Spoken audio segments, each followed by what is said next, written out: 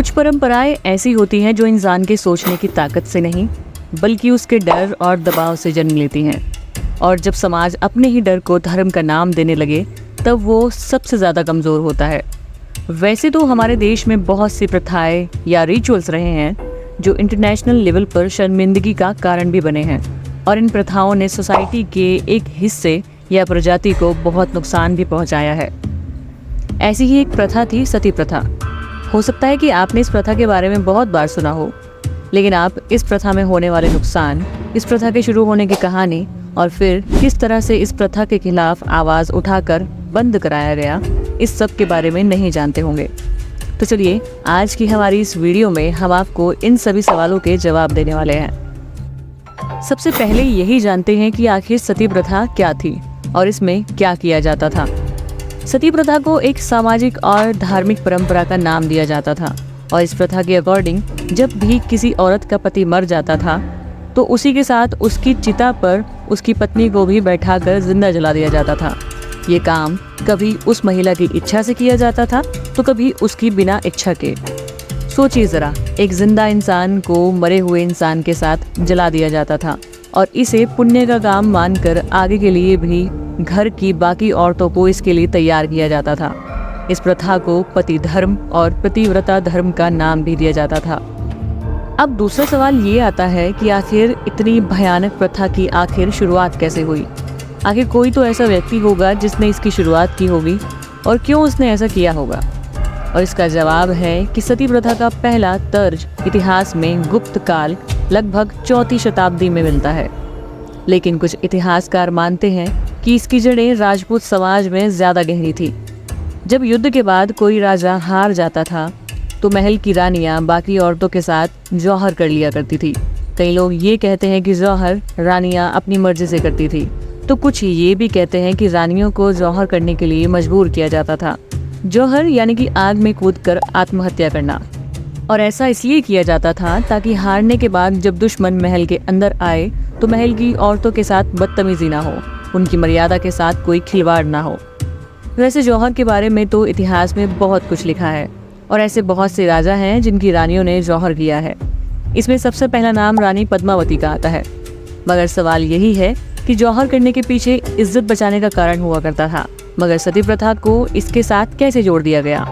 सती प्रथा में तो पति ना तो कोई राजा है, यहाँ पर सिर्फ पति की बाकी लोगों की तरह ही सामान्य मृत्यु होती है, लेकिन दूसरे को जबरदस्ती मृत्यु दे दी जाती है। अब बात करते हैं कि आखिर ऐसी प्रथा को लगातार आगे बढ़ाने के पीछे लोगों की क्या सोच रही होगी। दरअसल औरत को हमेशा से ही पति की संपत्ति समझा गया, और जब पति नहीं रहा तो उसकी पत्नी का जीवन भी अधूरा ही मान लिया जाता था। समाज ने कहा कि पति के बिना पत्नी का कोई अस्तित्व नहीं है, और फिर धीरे धीरे यही बात आस्था बन गई, और फिर आस्था से मजबूरी। इस प्रथा में मरने वाली महिलाओं की सटीक संख्या मिलना मुश्किल है, लेकिन ब्रिटिश रिकॉर्ड्स के अनुसार सिर्फ 1815 से 1828 के बीच बंगाल प्रेसिडेंसी में ही 8000 से भी ज़्यादा सती घटनाएं हुई थी। और ये तो सिर्फ एक एरिया का आंकड़ा है। पूरे भारत में ये संख्या लाखों में मानी जाती है, यानी कि लाखों की संख्या में औरतों को सती प्रथा की आड़ में मारा गया था। कितनी हैरत की बात है कि कुछ लोग प्रथा के नाम पर किसी औरत को जिंदा जलाकर मारने का क्राइम करते थे, और इस हत्या के लिए उनके खिलाफ कोई एक्शन भी नहीं लिया जाता था। और मान लेते हैं कि किसी बच्चे का पिता मर गया है और अब उसके पास सिर्फ उसकी माँ बाकी है, लेकिन इस प्रथा की वजह से ही उस बच्चे से उस समय उसकी माँ भी छीन ली जाती थी। और इस इतने बड़े क्राइम को लोग उस वक्त एक प्रथा का नाम दिया करते थे। अब बात करते हैं कि आखिर ये इतनी क्रूर प्रथा बंद कैसे हुई और किसने इसे बंद कराया। ऐसा कहा जाता है कि कई समाज सुधारकों ने इसके खिलाफ आवाज़ उठाई, लेकिन वो इसमें ज़्यादातर कुछ खास नहीं कर पाए। लेकिन फिर राजा राम मोहन रॉय ने इस परंपरा के लिए लोगों को जागरूक किया। उन्होंने ही इस परंपरा को अमानवीय, अलोकतांत्रिक और धार्मिक रूप से गलत कहा, और लोगों को इसके बारे में समझाया भी। उन्होंने जनजागरण किया, लेख लिखे और ब्रिटिश सरकार पर इसे बंद करने का दबाव डाला। और फिर साल 1829 लॉर्ड विलियम बेंटिक के शासन में सती प्रथा को गैर कानूनी घोषित कर दिया गया। लेकिन इसके बावजूद कई जगहों पर ये गुपचुप रूप से जारी रही।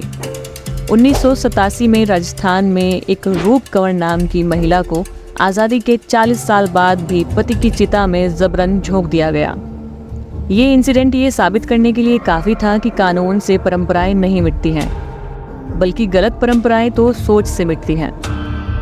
सवाल ये है कि पुराने समय की इन बुरी परंपराओं से क्या हमें कोई सीख मिलती है, या फिर क्या हमें कोई इनसे सीख लेनी चाहिए? और इसका सीधा सा जवाब है कि जब कोई परंपरा किसी इंसान की मर्जी छीन ले, किसी इंसान के अधिकारों को छीन ले, तो ऐसी परंपराओं को हमें परंपरा नहीं बल्कि एक संगठित और सुनियोजित हिंसा का नाम देना चाहिए और ऐसी प्रथाओं को खत्म करने के लिए अपनी आवाज़ उठानी चाहिए। क्योंकि सती प्रथा सिर्फ औरतों को नहीं जलाती थी, वो समाज की संवेदनशीलता को भी राख बना देती थी। इतिहास हमें सबसे ज़रूरी सीख यही देता है कि हम उन गलतियों को ना दोहराएं जो हमारे पूर्वजों ने परंपरा समझकर की थी। आप इस प्रथा के बारे में अपनी राय हमें कमेंट बॉक्स में बता सकते हैं। वीडियो पसंद आए तो इसे लाइक करें, शेयर करें और हमारे चैनल को सब्सक्राइब ज़रूर करें।